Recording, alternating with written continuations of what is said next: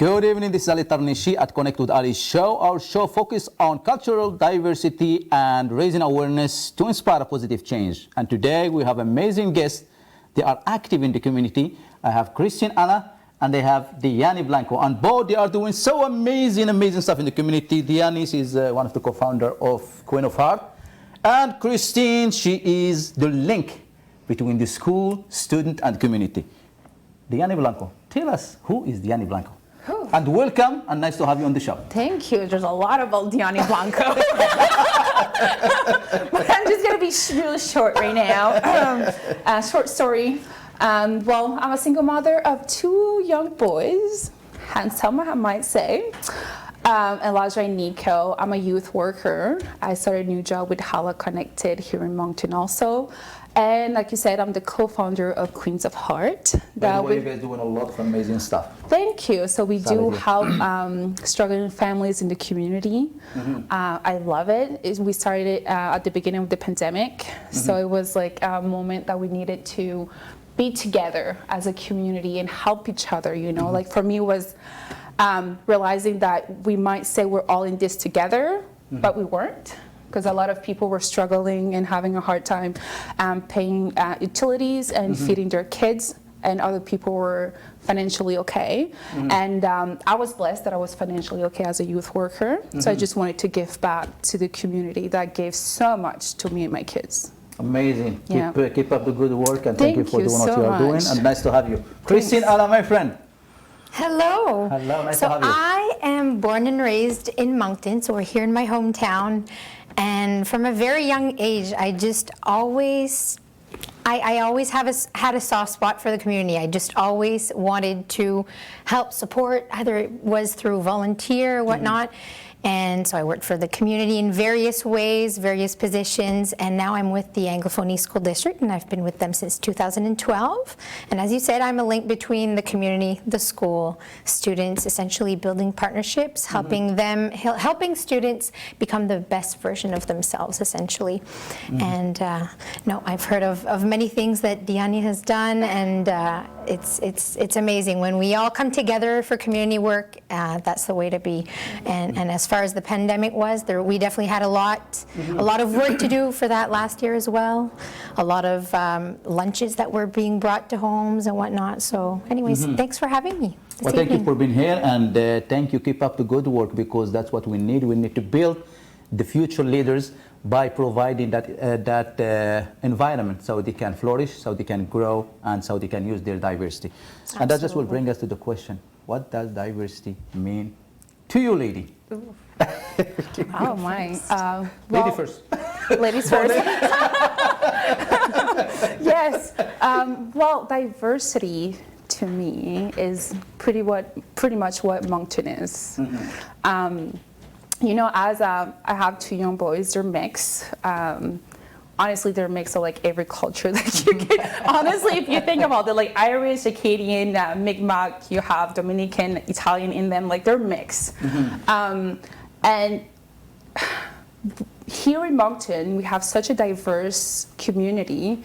And for me personally, is having every culture together and understanding each other and working into one common goal. To help the community, to help one another.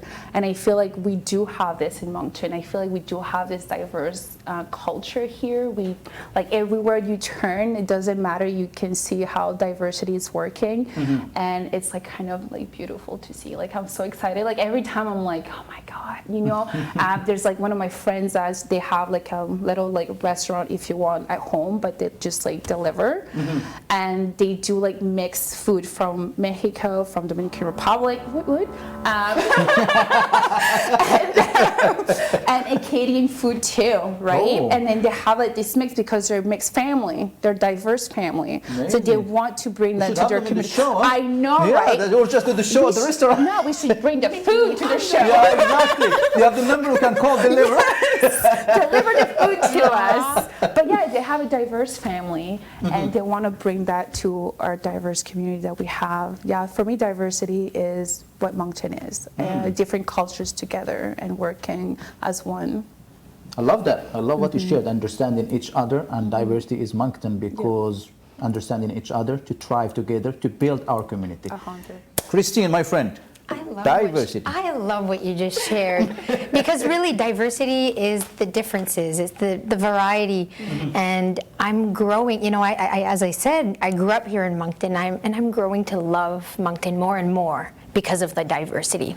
Quite frankly, and this is really from the bottom of my heart, from a very young age, my best friend's father was from Vietnam, and so it was just always like tasting different food, and as a matter of fact, I love how just in the past 2 years, being able to not even traveling, just staying here in the community. It feels like traveling. I love it. You know, being able to speak to my friend who's from Syria, speaking to somebody else from Lebanon, speaking to somebody else who's from, you know, it has made this community so much better. And I love in our schools, my gosh, being at Queen Elizabeth Moncton High, l'Odyssée, regardless, you look around, you look at all of the flags, you look at the diversity that we have. And I mean, diversity can mean a multitude of things, right? It can mean, we can talk culture, we can talk about, I'm loving how the city here is having more and more women in leadership roles and things like that. You know, so it's definitely, I love that. Diversity is like Moncton, and I'm loving how we're always kind of improving as a community with diversity. It's amazing, and especially talking about women, especially for election, we have 3 women in the big city. We have Fredericton, St. John, and Moncton, and Diane was brave, and next time she will be elected in the council for sure. And also we had the Muslim was elected African Canadian in Shippagan. We have a Muslim lady in St. John as well, Paula Radwan. So diversity is everywhere. We start to see it. We start to see it's not just talk, but it start to see it in action, actually, which is good. Yeah, Absolutely. 100%. And that's bringing us to the next question. Diversity is being invited to a team, and inclusion being invited to play in the team. What's your thought of that? I agree. I definitely agree. I mean, if we talk about wanting to make Moncton or this community, Greater Moncton, a more diverse place, it's great. But if, for example, I'll just take a soccer game. If let's just say we want to have all kinds of people on the team, we want diversity on the team. Well, what if one can't even get there, right? He doesn't have that accessibility to get there, or he doesn't have cleats. So it's just about kind of giving that, making sure that they are included, making sure that they have the resources that they need. We need to make sure that if we are wanting to have diversity, we need to have support in place to ensure inclusion in the community. I agree with that. You know, for me, again, I totally agree with what you said. My example for me is like personal. Like for me, I get invited a lot in different events in Moncton. And it's fun, and I love it. I'm always like, yes, yes, yes. Every event, I'm like, I'm gonna make it. I'm gonna be there. And it was like very interesting. And even the same thing, like with COVID, we had to do a lot of Zoom calls. So that was even better because I could stay home and and be in an event, right? So that's good. That was good for me because I felt, okay, that's a way of seeing diversity. And all the Zoom calls, you can see the faces, or different events, you see everybody. But inclusion for me was when they asked me to be a speaker, right? It's easy to have a diverse event and just invite people.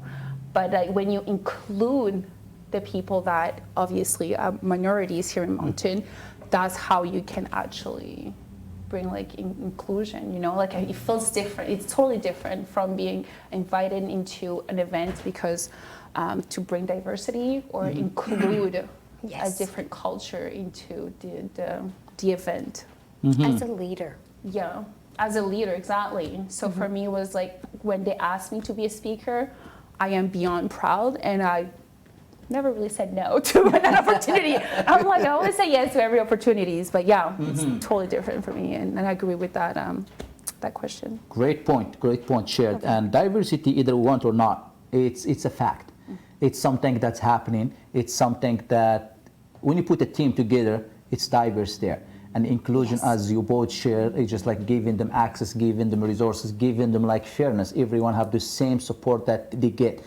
But the other thing, when you mentioned Diane, about when you feel invited and speak, people, when they feel they speak about their culture, they feel they are recognized. They feel they get a sense of belonging. Absolutely. You belong to your community. Exactly. Yeah. That's Yeah. exactly. And that's a big thing for anybody. Like if you take them anywhere and they tell, can you talk a little bit about your culture? And you will be excited. Yes, I come from Morocco, or I come from Yes. Dominican Republic, and this is this.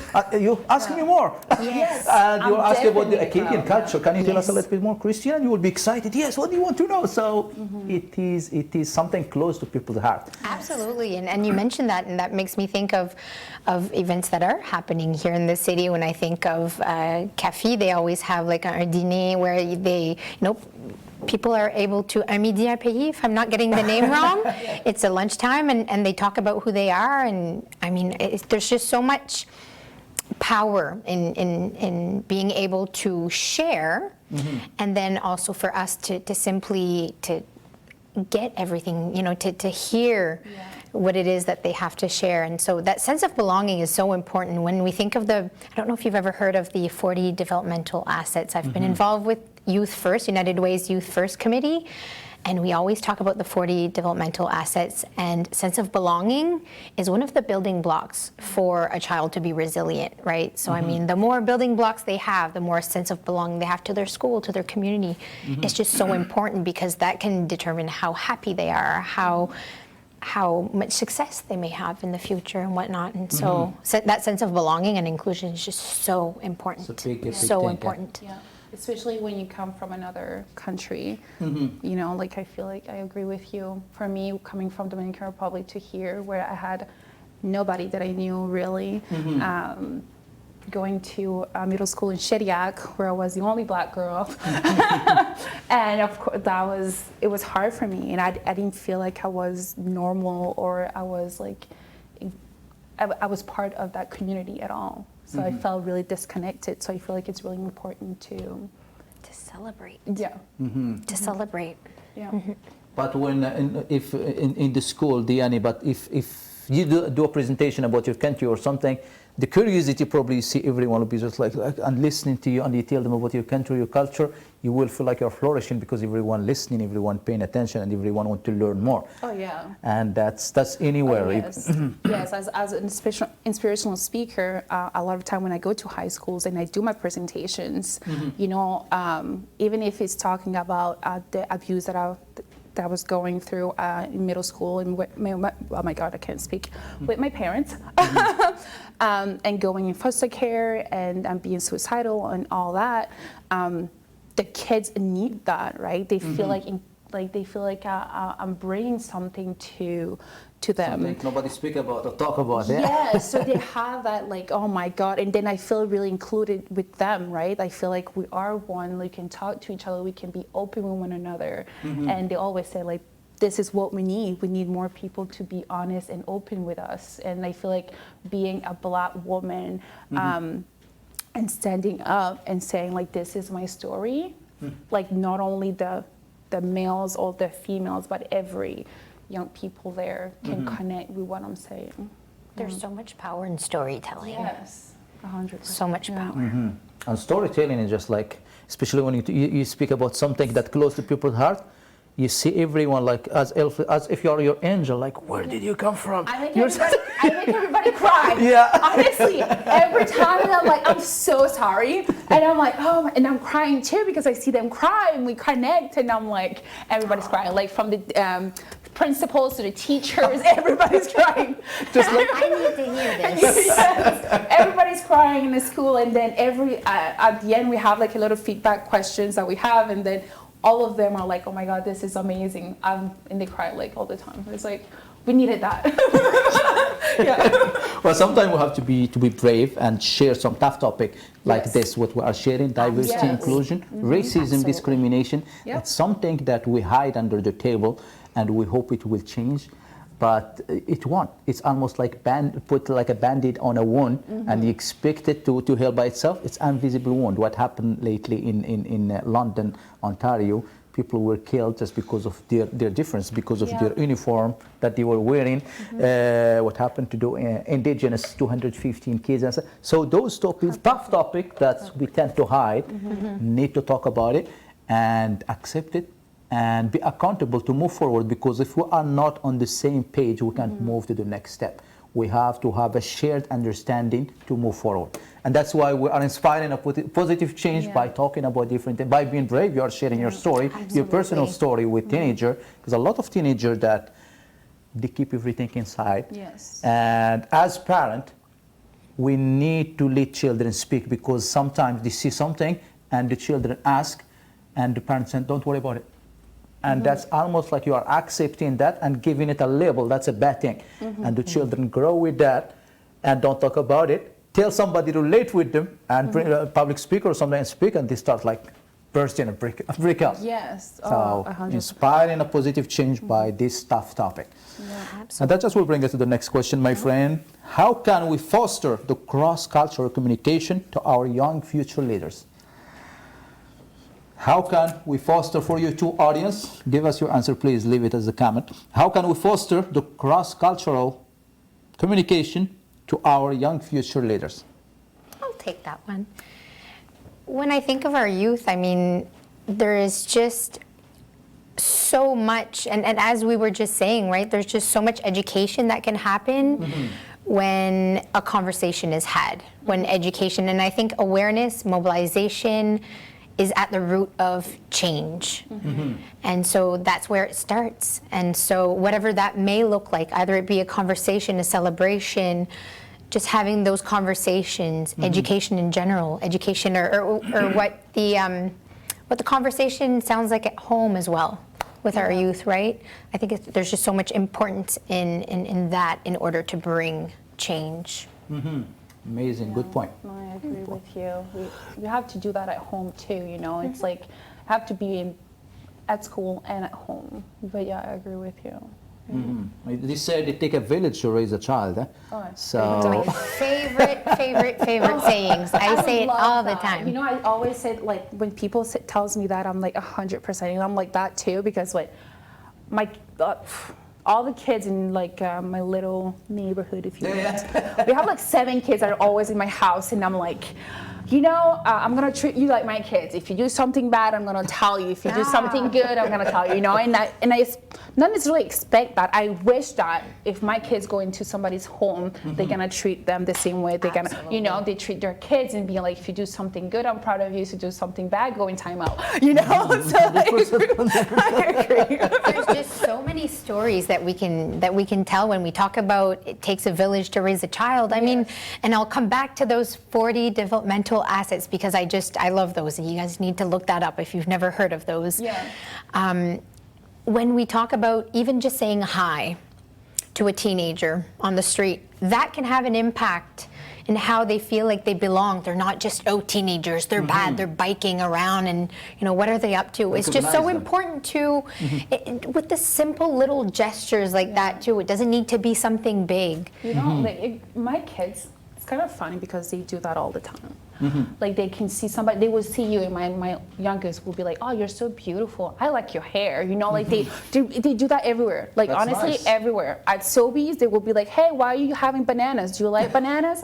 I like bananas too. You know, they will literally, they talk to everybody, and they really love people. They love like to start conversation, which is good. Yes, it's good. And I feel like it's so important to have that. It's so important to show, like, you know, and the thing is, like, my kids see me doing that all the time. Like, I just don't stop talking. And I love complimenting other people. Doesn't matter, man or woman. I love your shoes. I love your, it's prolific. you know? I love yours too, by the way. It's prolific. So, yeah, so you what connect. you send, it come back to you. Yes, and then you connect with Absolutely. that person. You have like these conversations, and then suddenly you start talking, and then you're like, oh my God, we have so much in common. You know, totally two different person coming out one. It's like I love it.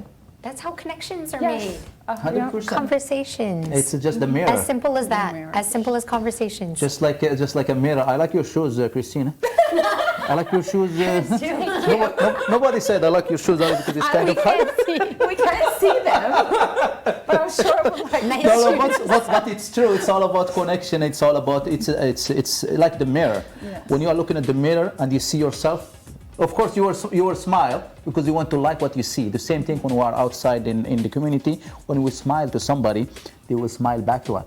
If we are just like frowning and look at them and say, what's wrong with them? Because you are not smile to them, you will smile back. So with that being said, keep smiling, guys, because it will come back to you. And we are going on a break and see you in a bit. It was an amazing conversation about diversity, inclusion, and equity. And we will be right back. Thank you very much.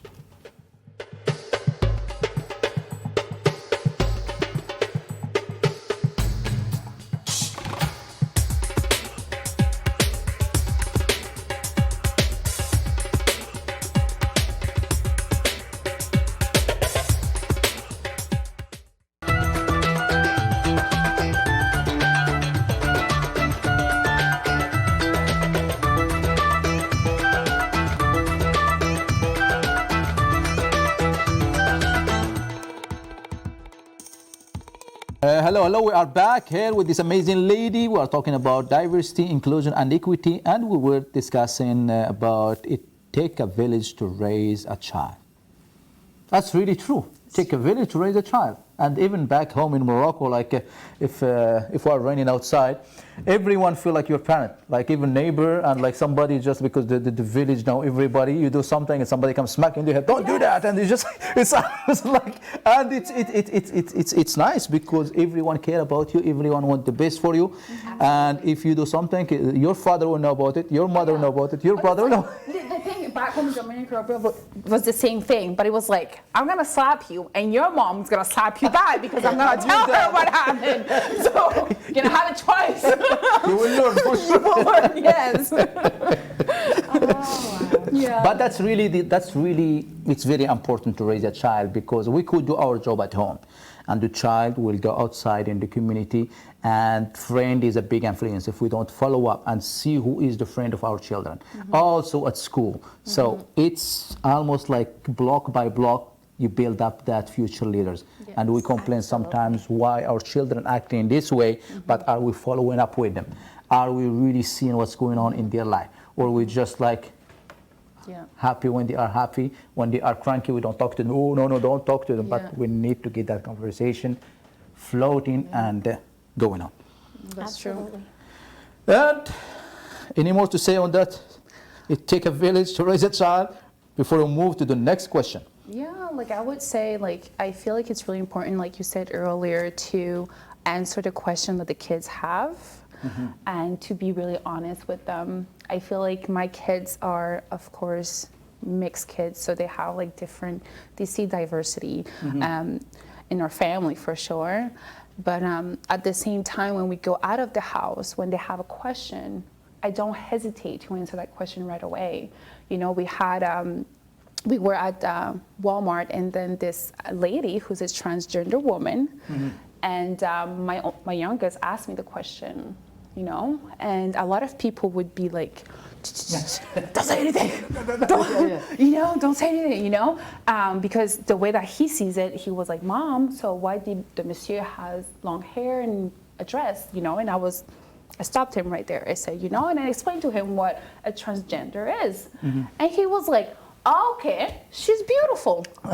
That's it. There was nothing more. But I feel like if I would have been like, don't talk, don't ask question, he would think that that's wrong. Building something and they were just like, So now I was like, I explained to him and he said, she's beautiful. And then she turned around and said, thank you. Because usually people don't answer the kids those questions. Yeah, I salute you for that because conversation with children, a lot of parents say, don't say that, don't talk about that, and they will just like the child will grow up with that mind that there is something wrong with that, and he will never go back to that till he grow up.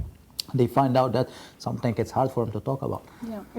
That's true. And actually last year when COVID hit and children were at home and we were hoping to connect with them somehow and we didn't really know how we would be able to do that. It was easier for some through, online education, but it was not easy to connect with everybody. But thankfully, there was something else when we talk about, how it takes a village to raise a child. Suddenly, we knew we had a gap with children not being, not necessarily having access to food, right? And there was just, it was beautiful to see how, as a district, we said, okay, we may not have been identified as essential workers, as community schools coordinators, but we know that there's a need.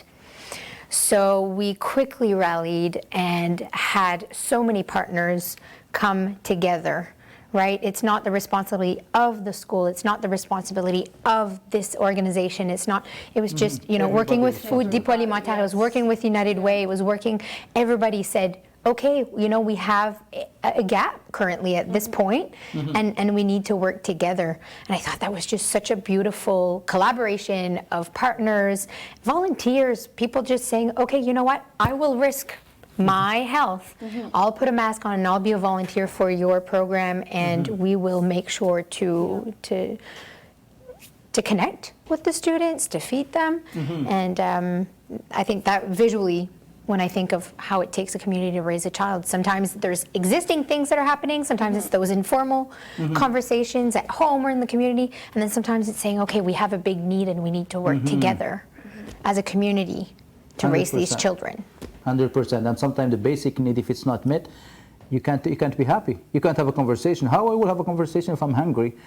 You will be like, you are talking about nobody has a conversation when we wake up. I'm talking about diversity. You have some bread. You have some. I need to feel these needs, and I'm fortunate to see that. But it's all come, as you both shared at the beginning, from understanding and listening and really pay attention to what's going on. And when we understand the basic need from sense of belonging, like security, safety are met, food and everything fed very well, then okay, what's next? I have a full belly.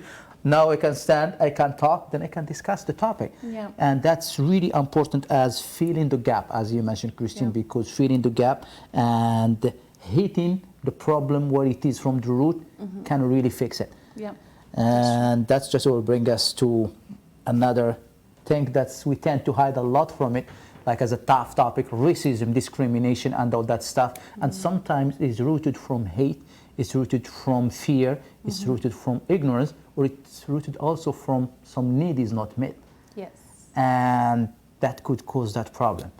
And how do, like I know, conversation on tough topic help remedy the wound, or at least can make it talkable? We talk about it so we can find the solution for it, instead of just hiding on the table and say, okay, racism doesn't exist, discrimination doesn't exist, this is beautiful community. Yes, it's a beautiful community, we all belong here, but we have to think as it is and find the solution. And when I was in middle school in Shediac, I was bullied a lot. Of course, I was saying, like, I was the only black girl there. So every single day it was something about my color, something about my hair.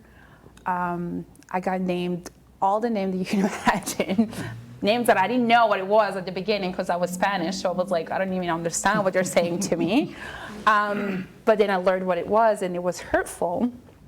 And I remember one of my biggest bullies, to be honest, like, he was bad. He was on me all the time in school. And sometimes I would go close to the teacher so the teacher could try to see it, but they wouldn't do anything. They would just look away and just continue what they were doing. So it was my early 20s. I think I was like 21. And he reached out to me again. He apologized from back then when he was being bullied to me and all that. And I was like, I have no hate for him. The thing is, like, he didn't understand that while he was bullying me, I was being abused physically at home and verbally. So then I was going to school, and then that was adding up more into what I was going through. So then that's when I became suicidal. And I said, like, I do understand. And he says, kind of weird because, like, I never knew how to explain to you that I liked you. So I was bullying you.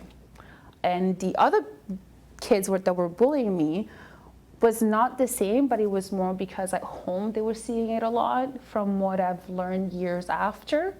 So I was like, okay, well then I don't have any hate for those people bullying me because they were racist. Because for me it's like, you're not born racist. Nobody's born racist. Nobody. Right? We learned that. And the perfect example is when my son, he had this Canadian hat. Hockey. I don't watch hockey. So like, the only thing that I know is like the Canadians. That's because they that's the hat they had. So Elijah loved that hat, and Nico had the same one, and then Elijah decided to bring it to school. And then a few days after, I was like, "Oh, are you bringing your hat?" He's like, "No, I'm okay." And I was like, "Okay." The next day I was like, "Are you bringing your hat?" Because it was warm. I was like, he's like, no, it's okay. I don't want to. I was like, "Okay, come here." There's a Leafs fan at school. I was like, "What's going on? You love that hat. You always wanted to put it on, and now you don't want to." And then I sit him down, and he's like, "Because there's like a few kids at school that said that my team sucks, and that I should put that hat in the garbage because it sucks. That team sucks." And I was like, and I tried to explain to him, it's not the kid, is the parents talking like that when they're watching a hockey game, that a sport is supposed to be for fun. I'm a soccer player. I'm not gonna be screaming bad things about another team. I just want everybody to have fun and to enjoy that sport. And my kid did not want to wear a hat that has a Canadian logo, hockey game or whatever on it. Just because other kids were bullying him at school because it wasn't the team that they go for. And that's the thing. It started at home. Yes. The hate, the racism. Like I said, no kids is born like that. My kids, they don't for them, they see friends. Doesn't matter the color. Doesn't matter what they look like. My partner, Dave, as his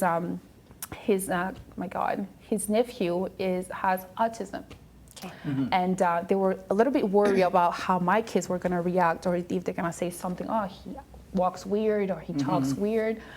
Nothing. For them, they just love Tyler.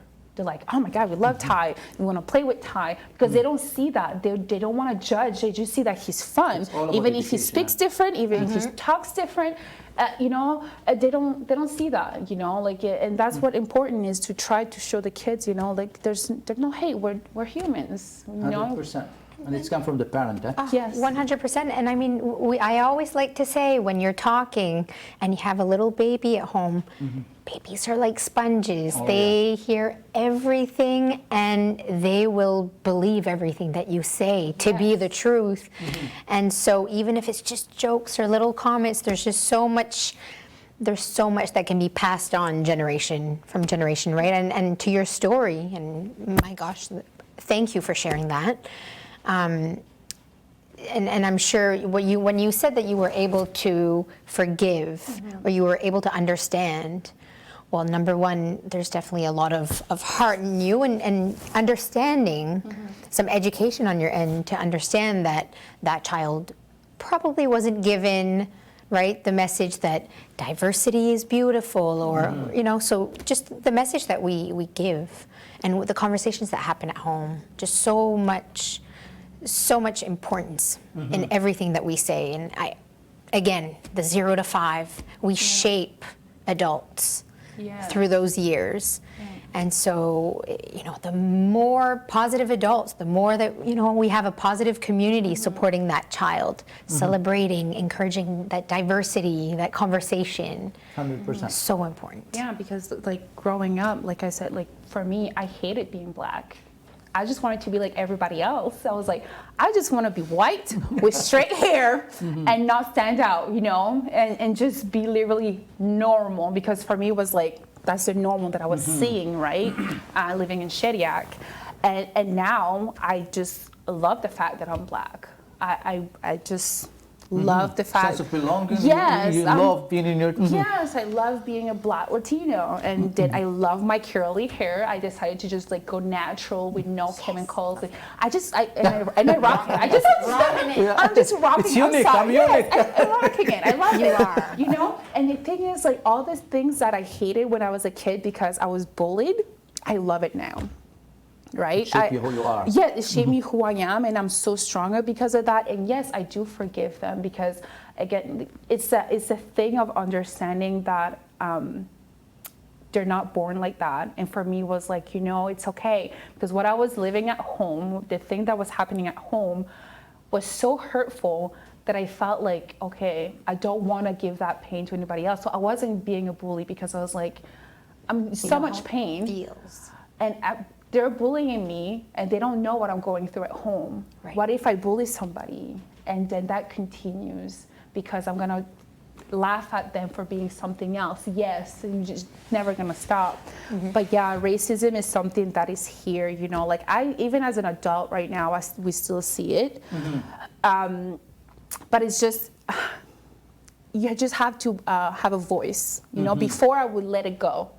Now I don't let it go. That's good. Now That's I'm what just we like, want. Change. and when my kids are there, I point it out. I say, what this person said is not right because, and my kids are like, oh yeah, I know, so they know that it's not right. So I feel like always having a voice and always standing up for others, and even if it's not just for you, even if it's not just you, doesn't matter, somebody else. I see somebody being mean to somebody, I'm gonna stand up. I don't care who it is. But yeah, I think that's the way, and then you connect with that other person, that you understand what they're going through.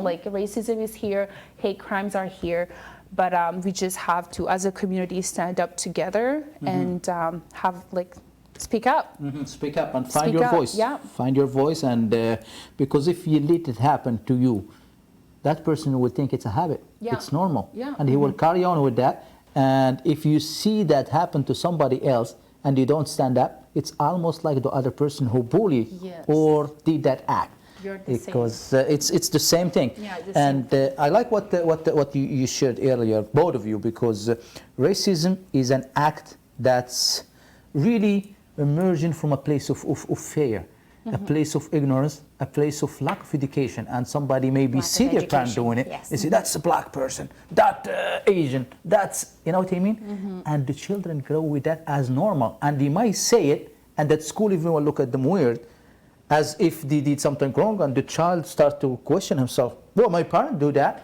or I see somebody do that. So the change need to start, as you said, stand up for what is right, find your voice, because I like, my grandmother always used to say this, because the reason I love diversity and stuff, because I used to drive taxi, and I wrote a book about that, and I was driving this guy, and he was sitting at the front, and the moment he asked me, where are you from, we were like talking like a nice, having fun. The moment he said, where are you from, I said, from Morocco. He said, are you Muslim?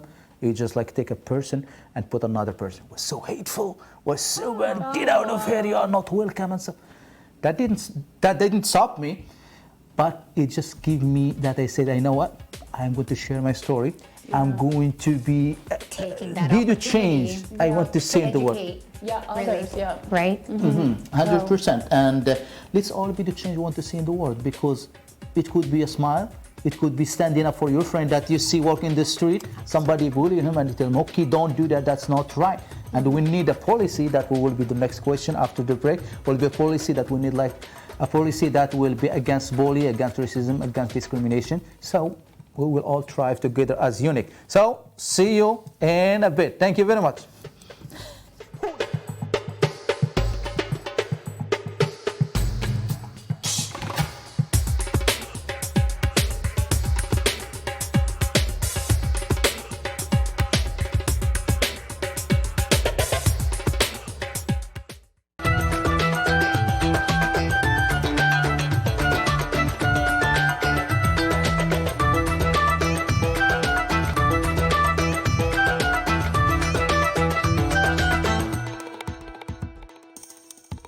Hello, we are back again here talking about let's dice together to inspire a positive change in our community with Diane Blanco and Christine Alla. And we were talking about racism, discrimination, and hate. And you shared really some great point. And it's all about education. It's all about get out of your comfort zone and be open to learn about other people.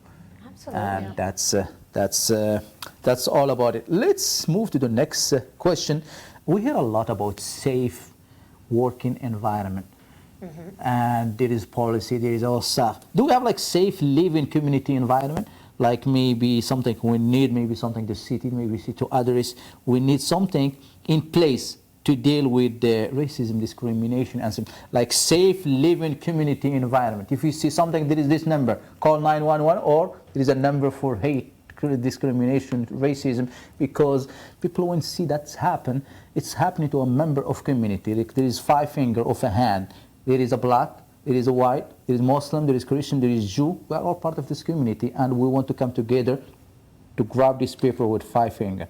1 finger or 2, it will be hard to grab it. So if we have something dealing with the consequences, you bully this person, and people will, if there is some consequences or something, and there is some punishment or something for that, people will be more aware of this. This is happening in the community. We don't want this to happen. What do you think of that? Well, it's like the same thing as like stealing. If you steal, you have a consequence because of doing that, 100%. because that's wrong. So you think with racism and hate crimes, it should be the same thing, right? Because it's wrong. It's something that it should be illegal. You know, you're not gonna tell your kids like, stealing a candy, it's okay, and then you know, like, because it starts small like that, right? It's like the little things, the little words here and there, and then when it comes bigger, you know what I mean? Like it's not like, for me personally, it's like if my kid's gonna steal a little candy, I'm gonna be as mad as if he was stealing like a big candy. You know, and it's the same thing with hate crime and being racism. You have to stop it when it's small, instead of waiting when it becomes something so big, right? And then it comes like what happened in Toronto, something like that, you know? Like when it comes to that point, it's not, it will be too late. It needs to start when it's small, when, you know, like show them that this is serious, this is something that is illegal. And if it goes higher, like, you know, you have big consequences, but we don't want that to happen like it happened in Toronto. We don't want that at that level. And I think I agree with you. You know, there needs to be some form of consequence. There's also something that when I think of a policy or when I think of consequence, the punishment itself, will that really serve to educate the person to not make the same mistake, right? And I think with the policy, there needs to be the policy, enforcement of that policy, education and awareness around why it exists, but then also when those mistakes happen, when those things happen, when you know, when there's disrespect or whatnot, there's that piece where we need to also educate. And I mean, I can think about it when I think of, you know, various types of scenarios in life, either it be, you know, injustice or, you know, like you said, stealing, a crime, right? I think the same goes with racism, with these kinds of things, where we have to look at the root. Where does that initially come from? And it's a lack of awareness, it's a lack of understanding, it's a lack of education. Everybody only sees the world through the lens of what they've experienced, right? So if they don't get an opportunity to have more education, how will their view on the world change? So I think there's a huge piece on awareness and education with policies. Like, it has to start in school. Because the thing is, even if we do say that we have to start that at home, it's not every parent who is open into doing something like that, right? So I feel like the school should take that over, because even if you're like, oh no, that's something your parents need to teach you, but do you see what's happening in closed doors? No, you don't, right? So I feel at least if the child has that starting in kindergarten and going up, you know, they still get into that learning, be like, okay, well, my parents do this, but it's not okay because at school we'll learn this, right? So I feel like it's kind of like you say, it's important to teach them and not just be like, you know, and like again, it's thinking about the next generation. Sometimes if you think about trying to change somebody right now, right? it's kind of hard. Let's say if somebody who's, I don't know, 30 years old and his whole life was hating and being racist to people, it's kind of not hard, but it can be, to try to teach them and try to change that mindset into hating people. But if you start at 5 years old, and you're like, this is hurtful, this can be going, and then you go in school and then it will be totally a different person. But my point is that sometimes we don't have that at home. So 100%. That's a good point, and I'll piggyback, and I don't know if I should be putting in a shameless plug for the Imagination Library program, but I was presenting to the Rotary, Moncton West and Riverview Rotary lately, and one of the members, I really loved his question. He said, do you have a lot of Indigenous authors or illustrators? And I said, that's a very good question. I'll contact my national rep for the Dolly Parton's Imagination Library program. This is a program where children get one free book in the mail at no cost every month from birth to age 4, well, right before they start kindergarten. And he said, I think it's just so important that we educate our children just about diversity and whatnot. And I said, these books, that's the beauty of these books. They have a committee in place where they, people from, maybe the education background, all kinds of different backgrounds that carefully select these books to educate on various themes, either it be the environment, either it be diversity and these things. So if it's not the parent that has this education, maybe at least through books, for example, through the Imagination Library, even before starting school, right? I think there's just so many ways to educate the child, even though the parent may not have that. You as a leader here in Moncton, you're inspiring, you're educating. Ali, same for you, right? You're inspiring, right? You are inspiring, you are educating. There's just so many ways to educate. So not to say that, I always say it does take a community to raise a child, and I agree with you with the fact that, maybe at home, that's not where it can always happen. So with these books, with community members, with the schools, I think all of that put together, I think is the way to go. 100%. And each one learn differently. I agree with you 100%, Christine, because when you teach that at an early age, through books, through imagination, how many children, like you see, they believe more on the TV than what their parents tell them? You see something in the cartoon, we see it on TV. Oh yeah, but that's true, Mom, because they said it on TV. I'm like, that's not true. What are you doing? Yes, I saw it. This sure though. But the visual is more impactful. Yes. And it need. I will just go back to what you shared earlier about racism. Sometimes it starts from hate. It starts from a place of we need to find the root. But sometimes there is like some behavior that lead to feeling. And that feeling, when it happens, somebody gets angry, somebody gets mad, there is a need that needs to be met. Instead of just like reacting to that behavior and be mad to that person, what's caused that person to act that way, and just go to the root of it. Maybe need education, maybe something that have wrong misinformation that this Muslim, these black people, this have a wrong image about that, and just maybe it's all about education. It's all go back to education. It's all go back to take a village to raise a child, and it's hand in hand go with that. So just thought like feeling, behavior, and need, it's go hand in hand, and it's really connected. Absolutely. And that's go back to the next question, which I know we don't have much time, but sometimes we have like a lot of unconscious bias, and sometimes we say, I was raised this way. I was doing this for a long time this way. My parents were doing it, but that doesn't mean it's the right way. No. Sometimes, how many times, we grow up and we find that we're doing something wrong for a long time because our parents, and they say, oh, we're just so stubborn this long, and now I see it from different angle. I have this.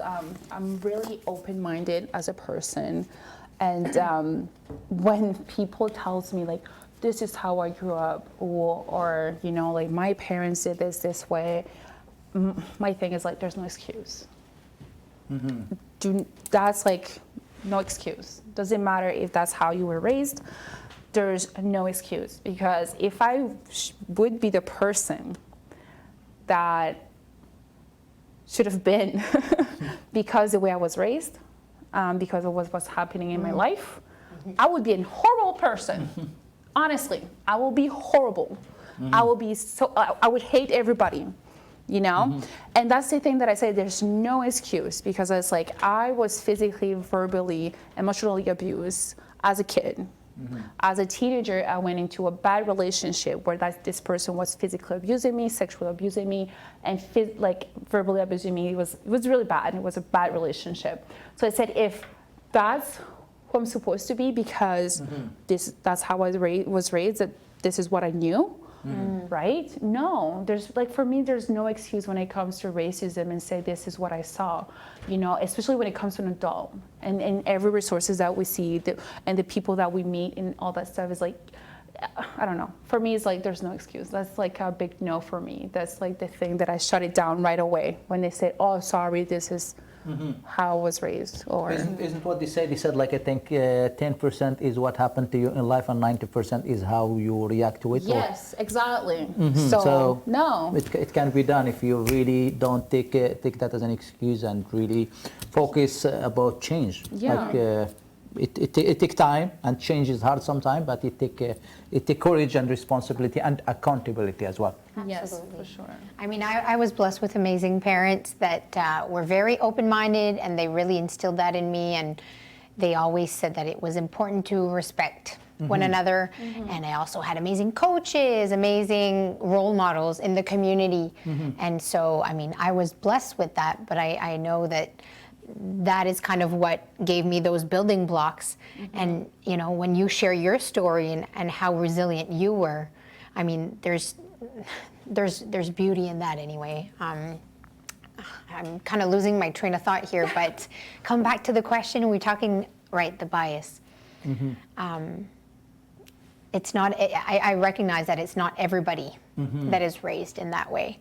And when I started working in schools is when I realized, ooh, okay, this is what reality looks like at home for many people. And so the bias is there, and we can't just sit there. And I think in the past year, there's been so many themes and issues that have risen from this pandemic. And I think that's beautiful, because people are shaking up and saying old ways, that's not the way. It doesn't mean that just because certain things were, you know, swept under the carpet, that they don't exist. It's so easy, and that's, I think, is part of the problem. Like you said, it's to not acknowledge that something's happening and something is wrong, or to not talk about it. So I love the fact that even just this evening we're having this conversation, because conversation brings awareness. Awareness brings exactly. And then the thing, like, just putting in, oh, it's in the past or whatever. No, it's not in the past. It still hurts people, and that's the thing that with everything that happened with the schools, 215 people they found in BC.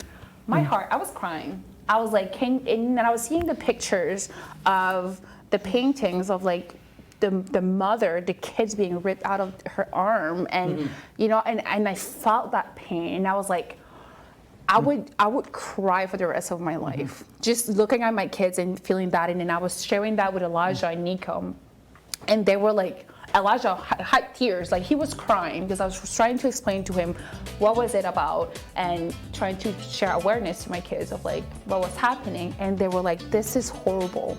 Like, how can you do that? That's so hurtful, Mom. And it's, maybe it's in the past, but it's not, because a lot of people... The past is always part of our culture, and we have to make the past to be part of the present, and accept the past, and take the responsibility, accountability, and move forward. Conversation, as you say, conversation lead to raising awareness, awareness lead to change. Let's all be the change we want to see in the world. And our show coming to an end. I would like to thank Diane Blanco for this amazing conversation. Christine, Alain, we need more time, but time is up. Thank you very much, and see you next time. Thank you.